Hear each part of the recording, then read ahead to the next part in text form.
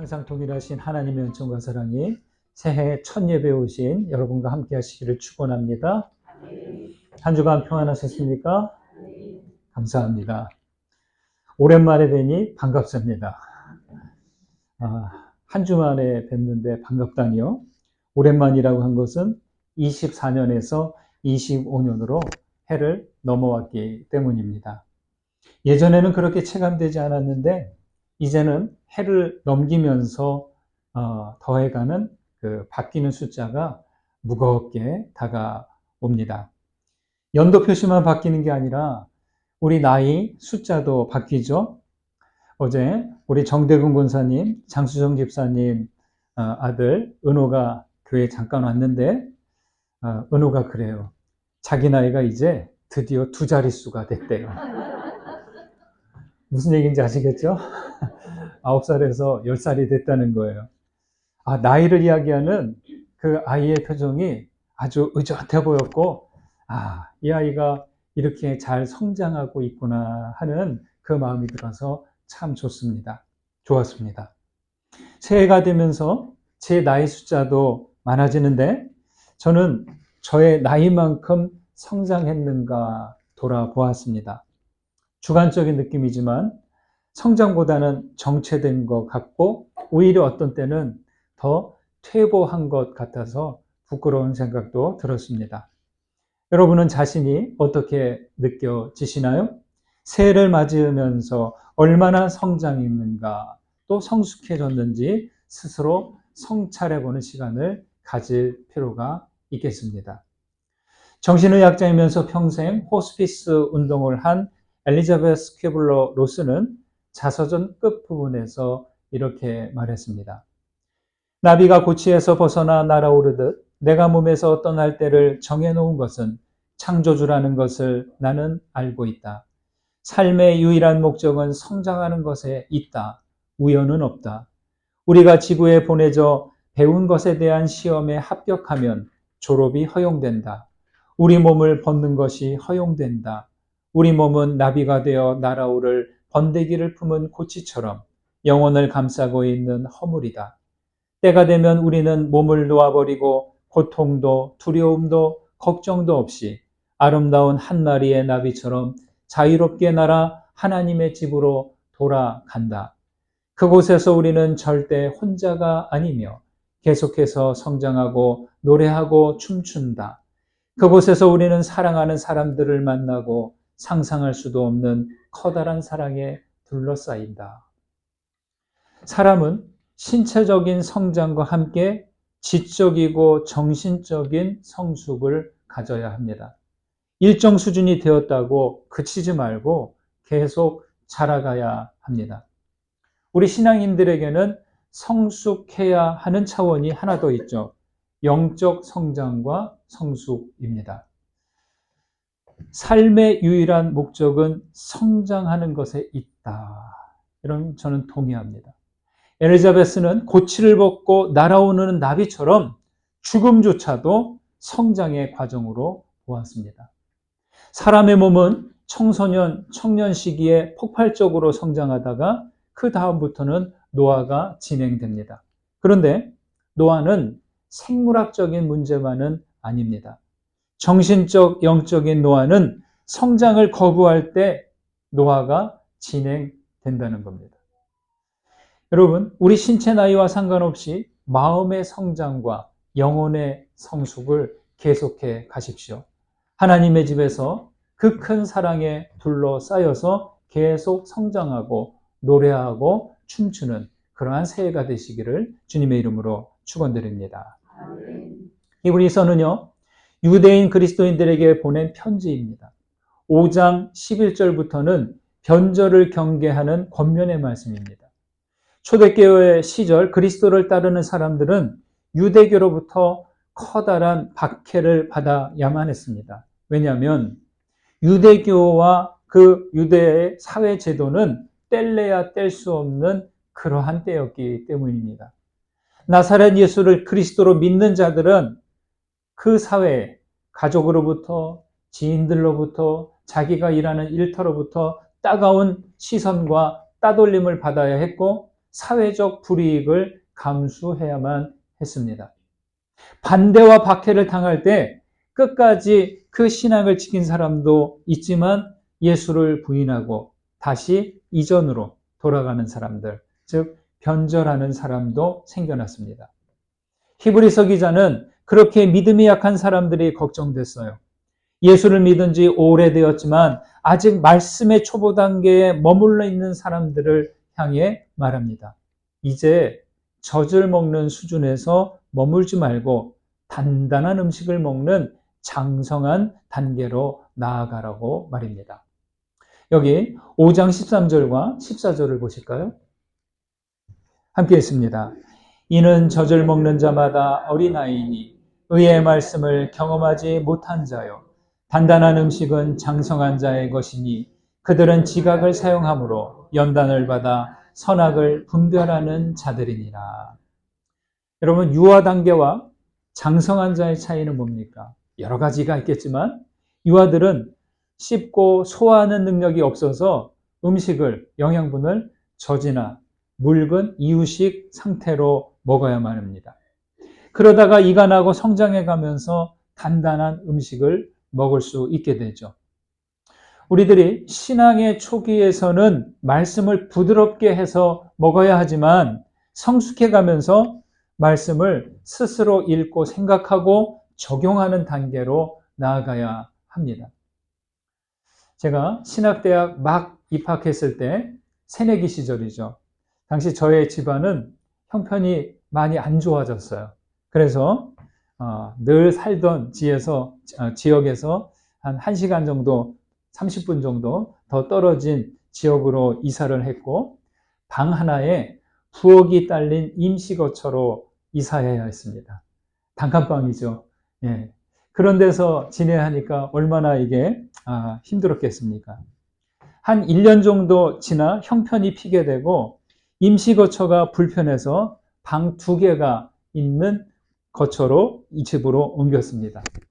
처음에 단칸방 거기는 그 차도에서 버스가 다는 길에서 걸어서 저 위쪽으로 한 20분 정도 걸어 올라가야 돼요. 지금은 뭐 마을버스니 이런 게 있겠지만 그 당시엔 그게 없었어요. 그래서 두 번째 그 방이 2개 있는 집으로 옮긴 데는 그래도 길가이지만 그렇게 크지 않았습니다. 그런데 먼저 있던 곳이 계약 기간이 많이 남았고 옮기는 것도 그렇게 넓은 곳이 아니니까 어머니께서 한 사람 정도는 좀 신경을 덜 쓰고 싶으셨던 것 같아요. 그래서 장남인 저에게 여기에 기본 살림은 놓아둘 테니까 너 혼자 지내볼래? 라고 하시는 거예요. 제가 어떻게 했을까요? 좋다고. 고민하지도 않고 그러겠다고 했어요. 왜냐? 내심 좋았는데 간섭받지 않고 혼자 지낼 수 있잖아요. 청년이 되었는데도 부모님께 이래라 저래라 말 듣는 게 조금 그게 그렇잖아요. 그래서 나 혼자 좀 편히 지내자 하고 자취생을 시작했어요. 그런데 사흘 만에 혼자 사는 게 너무 불편하고 어렵고 힘들다는 것을 깨닫기 시작했어요. 밥해 먹어야죠. 치워야죠. 청소해야죠. 빨래해야죠. 그리고 하루에 2번 꼬박 연탄불 갈아야죠. 여러분 연탄불 갈아보셨나요? 예, 우리 청년들은 그런 거 모르죠. 연탄불 갈을 때 대충 갈면 안 돼요. 올려놓을 때 구멍을 정확히 맞춰야 돼요. 그래야 이제 잘 붙거든요. 근데 또 하나 요령이 있어요. 연탄불 이렇게 구멍 맞출 때 숨을 멈춰야 돼요. 거기서 숨 쉬면 연탄가스 훅 들이마시고 콜록대고 그렇죠. 저는 그때 비로소 어머니의 그림자 노동의 수고를 알게 되었습니다. 내 어머니께서 내가 모르는 동안 이런 수고를 온 가족을 위해서 했구나 했죠. 당신은 전화도 없어서 모르는 거 있을 때 물어볼 수가 없어요. 그러니까 지금 모른다 그러면 참고 내일 나갔다 들어오면서 이제 집에 들러서 여쭤봐야 되는 거예요. 한 일주일 정도는 매번 나갔다가 들어오면서 이건 어떻게 해요? 이건 어떻게 해요? 묻고 그랬던 기억이 있습니다. 직접 몸으로 경험하고 시행착오를 거치면서 배워갔습니다. 그래서 1년 조금 안 되는 그 자취를 하면서 저는 저 나름대로 저를 평가해요. 많이 성장했다. 많이 성숙했다. 저는 그렇게 평가를 합니다. 저희 어머님이 아마 그때 그래도 못 살겠다고 오지 않고 그래도 끝까지 기간을 채웠네. 저를 좀 든든하게 생각하셨던 것 같아요. 자녀들이 독립할 때 부모들이 제일 걱정하는 게 뭐예요? 물론 잘하겠다고 좀 믿겠지만 자기 앞가림을 하느냐 못하느냐일 겁니다. 앞가림은 닥친 일을 스스로 해내는 일입니다. 기본적인 일만이 아니라 예기치 않게 생기는 일들을 자기 스스로 해나가는 것. 모르면 물어보고 또 안 되는 건 배우고 연습해서 해나가는 거죠. 신앙인의 앞가림은 젖을 먹는 수준을 지나 단단한 음식을 먹는 수준입니다. 목회자인 제가 우리 교우 여러분들을 늘 기도하는 게 뭐냐면 바로 이 부분이에요.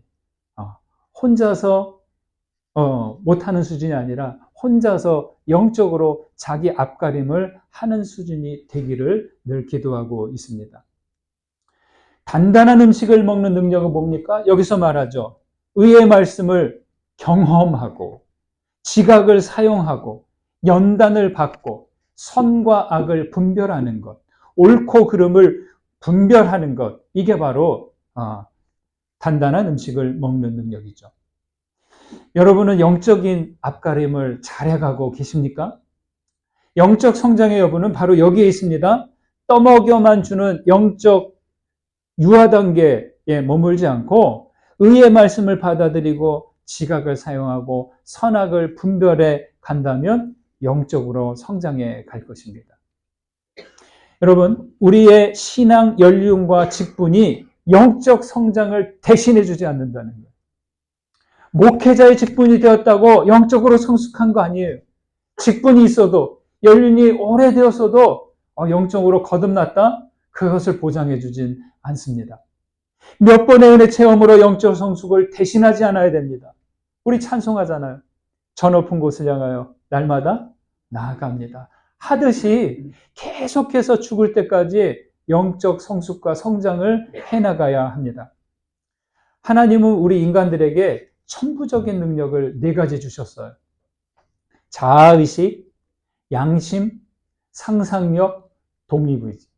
배우던 못 배우던 사람으로 태어나서 살다 보면 이 4가지가 있어서 스스로 할 수 있는 수준이 되는 거죠. 그래서 우리 사람은 누구나 스스로 생각하고 이해하고 분석하는 능력이 다 있다는 거예요. 철학자 한나 아렌트라는 분이 있습니다. 이분이 2차 대전 때 홀로코스트를 주도했던 나치 전범 루돌프 아히만의 그 재판에 참여해서 정식으로 참여해서 그에 대해서 살피고 보고서를 쓰는 그 역할을 맡았습니다. 2차 세계대전이 종전되고 시간이 지난 다음에 늦게 이 아히만이 체포돼서 호송돼서 예루살렘에서 재판을 받는데 이 아렌트는 아히만이 어떤 사람일까, 어떻게 생겼을까 하고 나름 이렇게 추측을 했어요. 그래서 아마 그 아히만이라는 사람은 사악하고 험상궂게 생겼을 거야 라고 생각했어요. 왜요? 그 많은 유대인들을 학살했잖아요. 그러니까 아마 그런 이미지를 가졌을 거라고 생각했어요. 그러나 실제 재판에 가서 딱 재판정에 앉은 그 아이만을 보고 깜짝 놀랐습니다. 충격을 받았다고 합니다. 바로 그는 이웃집 아저씨처럼 너무나 평범한 모습이었다는 거죠. 저와 여러분들의 모습과 크게 다르지 않았다는 겁니다. 그래서 아렌트는 재판 보고서에서 아이만을 이렇게 말했어요. 루돌프 아이만은 사악한 것이 아니라 사유하지 않았다. 이렇게 말이죠. 그래서 아렌트는 악이란 뭐냐? 비판적 사유의 부재라는 거죠. 모습이 험상궂고 사악한 게 아니라 어떤 그런 문제 있는 일, 반인륜적인 범죄의 명령이 주어졌을 때 이것이 맞는지 아닌지 그것을 분별하지 않는 거예요. 생각하지 않는 거죠. 그것이 아니라면 아니라고 저항하고 거부할 수 있어야 되는데 생각하지 않고 로봇처럼 시키는 대로 했다는 것이죠. 다시 말해 아이만의 죄는 뭐예요?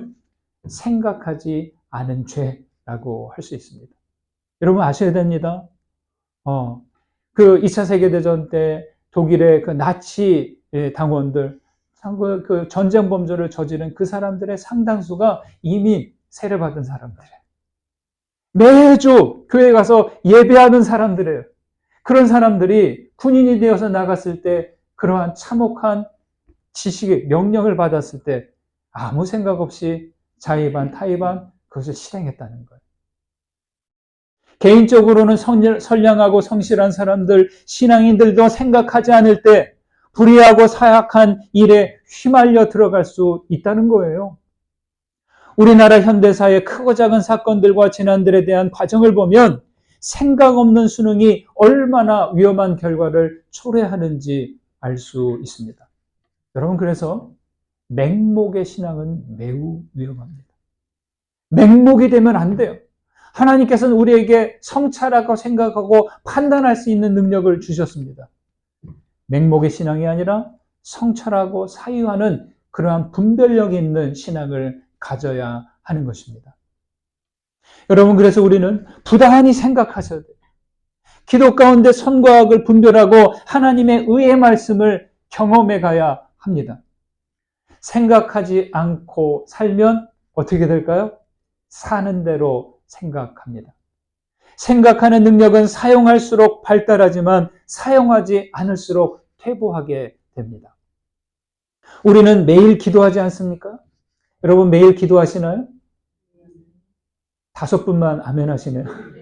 그 다른 분은 기도도 안 하고 그냥 식사 기도만 하시죠? 여러분 기도하실 때 주세요, 원합니다, 바랍니다. 이게 기도가 아니에요. 기도는 생각하는 거예요. 사유하는 거예요. 하나님과 하나님의 현존과 성령의 임재 가운데 내가 선택하는 것이, 내가 결정하는 것이, 내 마음에 드는 것이 주님 맞습니까? 이런 것을 계속 묻고 생각하고 경청하고 하는 게 바로 기도입니다. 여러분 매일 성경 말씀을 읽으시죠? 네, 다 읽으실 거예요. 성경을 아무리 많이 읽어도 백독, 천독 했다고 해도 그 말씀을 가지고 생각하지 않으면, 사유하지 않으면, 나를 돌아보지 않는다면 그 백독, 천독하면 무슨 의미가 있어요? 그죠? 말씀은 도끼이자 망치와도 같습니다. 굳어진 생각을 말씀의 도끼로 쪼개고 진리의 모술을 말씀이란 망치로 내 안에, 내 생각에, 내 삶에 박아 고정하는 거죠. 그러면 어떻게 됩니까? 어떻게 돼요? 깨닫는 거죠. 말씀이 내 안에 나를 쪼개고 그 진리의 말씀의 못이 내 안에 들어올 때 나는 아하하고 깨닫게 되는 거죠. 그 깨달음으로 우리는 일어서 나가는 것이고 그 깨달음으로 소망을 얻고 그 깨달음으로 회개하고 구원의 삶을 살아가는 거죠. 말씀을 읽고 지각을 사용하고 성찰하고 적용해 가십시오. 이해가 안 가고 어려운 것은 얼마든지 물어보십시오. 여러분의 교회 담임 목회자가 있잖아요. 네. 부끄러워 마시고 얼마든지 아이 같은 마음으로 이해가 안 되고 어렵고 의문이 되는 것은 언제든지 묻고 자문을 구하고 내 일상이라든지 세상 돌아가는 거라든지 모든 부분에서 성경 내용에 대해서 그래야 됩니다. 깨달은 것은 되새김질 하셔야 돼요. 소가 먹은 것을 다시 꺼내서 반추하듯이 계속 보았던 말씀, 나 이거 알아. 건너뛰지 마시고 패스, 스킵하지 마시고 다시 다가올 때 그 말씀을 넣고 되새기고 되새기고 마른 오징어를 씹듯이 되새김하셔야 돼요. 그렇죠? 말씀과 기도 가운데 늘 깨어 생각하시면서 영적인 성장을 해 나가시기를 간절히 소망합니다. 그 다음 보실까요? 6장 1절 2절 함께 읽습니다. 그러므로 우리가 그리스도의 도의 초보를 버리고 죽은 행실을 회개함과 하나님께 대한 신앙과 세례들과 안수와 죽은 자의 부활과 영원한 심판에 관한 교훈의 터를 다시 닦지 말고 완전한 대로 나아갈지니라. 여러분은 자기 자신이 괜찮은 사람이라고 생각하십니까? 손가락. 제가 보시기엔 다 좋으신 분들이고 괜찮은 분들이신데 왜 이렇게 자신이 없으세요? 하나님 보시기에 내 귀한 자식들인데 좀 자신감을 가지시면 좋겠어요. 그러나 생활과 능력과 성품과 신앙 등의 부분에서 나는 이 정도면 됐어. 이 정도 수준에서 머무시고 싶으십니까? 더 성장하고 더 성숙해지고 싶으십니까? 그러네요. 네. 삶의 성장과 성숙은 죽을 때까지 계속 하셔야 됩니다. 마지막 호흡하는 그 순간까지도 우리는 성장하고 성숙해 가야 합니다. 나비가 고치에서 나오지 못하면 거기서 멈추듯이 우리도 계속 성장하지 않는다면 거기서 멈추는 거죠.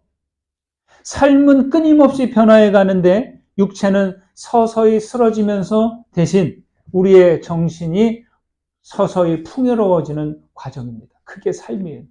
바울은 그래서 고린도후서 4장에서 말했습니다. 겉사람은 낡아지나 우리의 속사람은 날로 새로워지도다 라고 했습니다.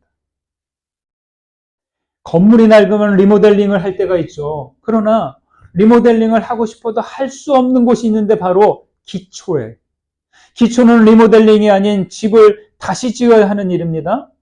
회개와 세례와 부활과 심판, 하나님과 그리스도의 도는 믿음의 기초에 해당을 돼요. 초대교회 시기 유대 그리스도인들은 이 부분에 대해서 계속 의심하고 논란을 일으켰어요. 이것이 문제되는 것은 하나님과 그리스도를 신뢰하지 못하는 거예요. 그 믿음의 도, 이것보다 더 중요한 게 믿음의 도를 말씀하시는 하나님과 예수 그리스도와 성령님이십니다. 삼위 하나님을 신뢰하지 못하니까 교회 공동체를 세워가지 못하는 거죠. 이런 모습은 털을 다시 닦는 어리석은 일과 같았던 것이죠. 여러분, 예수 믿음은 신앙의 마침이 아닌 출발점입니다. 신앙은 여행과 같아서 예수님과 함께 영생으로 나아가는 겁니다. 여기 회개, 세례와 안수, 부활과 심판 이런 것들은 여행을 위한 준비물과 같습니다. 도의 초보 상태에 있다는 것은 여행 가기 위해 짐가방을 싸고 정작 떠나지 않는 상태를 말합니다. 여러분, 내가 어디 여행을 가겠다고 짐가방을 다 싸놓고 숙소도 예약하고 교통편도 예약했는데 가지 않으면 그게 뭐예요? 그건 여행을 가는 게 아니죠. 영미계에 잘 알려진 T.S. 엘리엇이라는 시인이 있습니다. 그의 시입니다. 그곳에 다다르기 위하여 내 자리가 아닌 곳으로부터 내가 있어야 할 곳에 이르기 위하여 황홀함이라고는 없는 길을 지나야만 하리.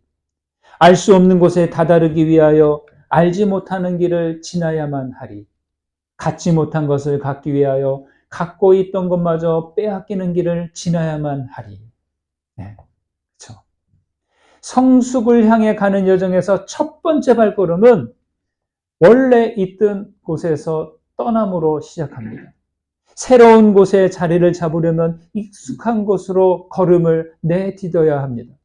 지금 이곳에 집착하고 현상 유지만 바란다면 앞으로 다가오는 영원하고 변치 않는 것들을 놓치게 될 것입니다.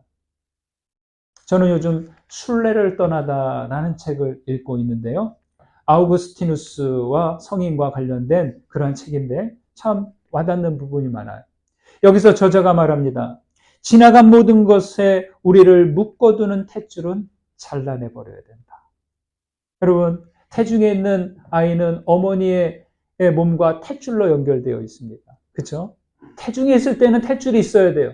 그러나 태에서 나오고 난 다음에는 이 탯줄을 잘라내야죠. 안 그러면 둘 다 위험에 빠집니다. 우리의 지나간 모든 것들은 우리를 묶는 탯줄이 되면 안 돼요. 그건 잘라내야 돼요. 그죠? 잘했던, 잘못했던, 그건 잘라내야 됩니다. 아기가 엄마 뱃속에서 나오지 않으면 성장하지 못합니다. 피터팬처럼 영원히 아이처럼 살고자 한다면 그 또한 성장하지 못합니다. 죽음이 두려워 죽음을 회피하려고 한다면 영혼으로 나아가지 못하고 육신이란 코치 안에서 죽고 말 것입니다. 6장 1절과 2절에서 요약하면 이거예요. 도의 초보를 버리고 이제 완전한 대로 나아가라 입니다. 따라하고 있을까요? 완전한 대로 나아가라. 이 완전한이라는 말은 헬라어로 텔레이마우스, 텔레이오테스인데요. 완벽함, 퍼펙트 이런 뜻보다 성숙함이라는 뜻이 더 가깝습니다. 그래서 세 번역에는 성숙한 경지로 나아가십시오 이렇게 되어 있어요. 도의 초보를 버리라는 것은 무조건 버리라는 게 아니에요. 기초에서 성숙해서 성장해서 성숙함으로 나아가자는 거죠. 건물의 기초를 털을 닦는 것은 중요하지만 그 털을 닦고 기초를 세우는 것 그 자체가 목적은 아니라는 거예요. 복음의 기초를 준비했다면 이제 그 위에 뭘 해야 돼요? 집을 져가야 되죠. 건축업자나 부동산업자는 그렇게 집을 지으면 누군가에게 매매하겠죠? 그러나 신앙의 집은 매매하는 게 아닙니다. 우리가 신앙의 집을 짓는 이유는 그 집에서 살기 위함입니다. 사랑하는 여러분, 새해를 맞이하는 첫 주, 우리는 어떤 단계에 있습니까? 장성한 자로서 단단한 말씀을 먹고 있습니까? 도의 초보에서 성숙함으로 나아가고 있습니까? 25년 우리 교회 표현은 영적 성숙으로 거듭나는 교회입니다. 어린아이에서 장성한 자가 되시고 성숙한 경지로 나아가십시오. 믿음의 기초에서 일어나 영적 성숙으로 거듭나시는 우리 모두가 되시기를 주님의 이름으로 축원드립니다. 받은 은혜 생각하시면서 거듭의 기도 드리십니다. 울림이 되고 깨달아진 말씀을 붙드십시오. 기도로 올려 드리십시오. 함께 기도합니다.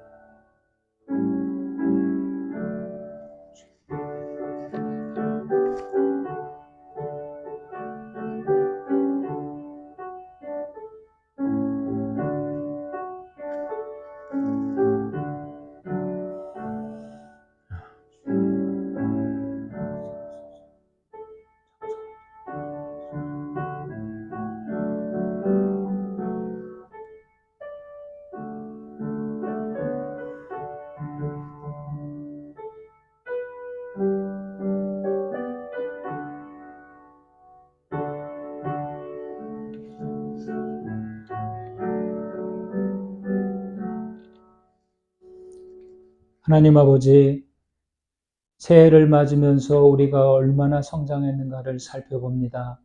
주님 보시기에 성장을 멈추고 퇴보한 것 같아 부끄러운 생각이 듭니다. 주님, 성장과 성숙을 멈추지 않게 하시고 죽음을 넘어서까지 성장을 계속해 가게 하옵소서. 진리의 말씀을 통해 생각하고 분별하며 영적 성숙을 이루게 하옵소서. 도의 초보 상태를 버리고 영적인 성숙함에 이르게 하여 주옵소서. 예수 그리스도의 이름으로 기도드립니다. 아멘.